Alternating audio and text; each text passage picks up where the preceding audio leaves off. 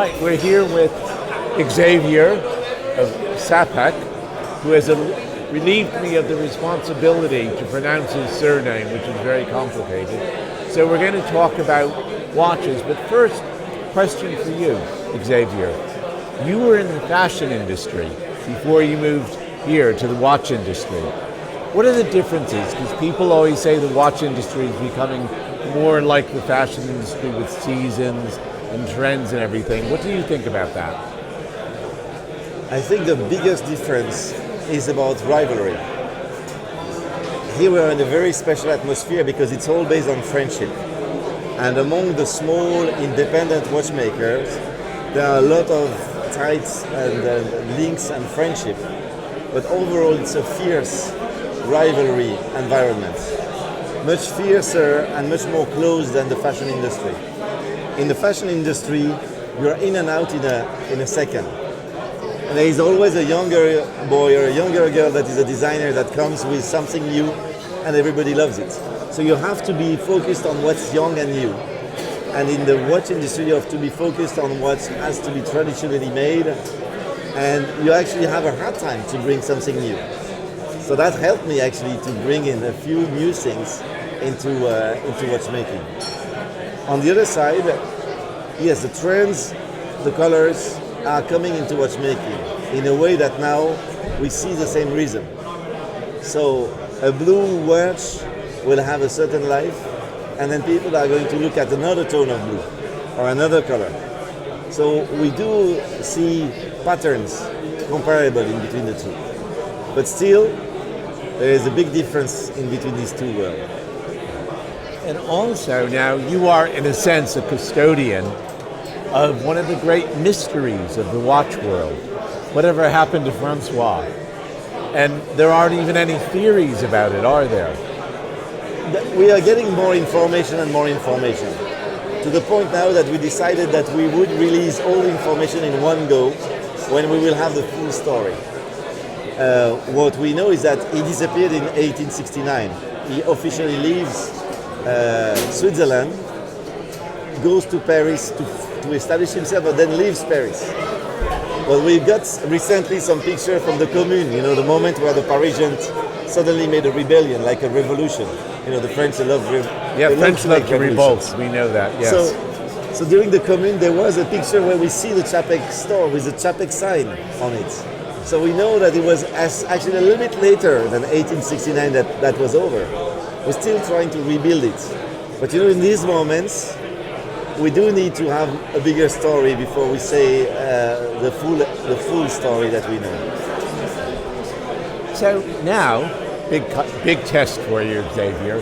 Choose any watch from this table that you like and explain to me how it relates back to what François did in the 19th century. Take anything you like. So I'm gonna take this. I'm gonna take this blue watch. You know, we were talking about the blue. It matches your jacket. Well, I bought the jacket to accessorize the watch. Aha, okay. No, I love that. That's the right way to do it. I saw the jacket and I said that's beautiful. Because you know, there is blue and blue, and there is men love blue, but the tone of the blue is evolving. So before we were in a darker blue, a more calm blue, and that was the blue of today. This one is more the blue of the future. Okay. And you have influences that are coming from the fashion world behind the choice of that blue. But the influences are dating back even to the 70s. So it's how much you're receptive to the past and to these trends that will help you actually define the blue like this. We worked for 1 year of iterations to get that blue right. Well, what do you mean? What do you have to go through to get it right? Do you have to look at like cobalt or look at the sky? No, because we don't pretend to have it right in the mind. We pretend to understand well the trends and understand well the people, and we show half-done products, and we look at the reaction. We listen to the reaction. You know, we were crowdfunded. Mm-hmm. So the shareholders for us represent an extraordinary market. And a shareholder is never going to tell you stupid things. If you ask someone in the street, maybe he's going to tell you something right, maybe he's going to tell you something wrong. A shareholder is thinking, if I screw up when Xavier is asking me, maybe he take into account something that is wrong. So I prefer to shut up than to say something that I'm not sure about. So people give you very, very interesting advice because they are carefully thought. And we are now used to understand what is in between the lines, which is the most interesting part. So on a shareholder general assembly, we presented 10 different blues and asked people to vote, selecting different blues. And we got two opposite trends, 50-50, very clear. And that was meaning none of these blues are right, but in these two different trends, you have the answer. One trend was from the 70s, and one trend was of today. And so the way to think about that was to say, the blue of the future is coming from a mix of the two, and from listening to our shareholder. Now, how does that relate to Czapek? First of all, Czapek was in love with sharing. He made this book to share his knowledge with other watch lovers. That's what he says on the first page. And that's our history today. The second one is this guilloche pattern that is behind. This is a flanqué enamel watch.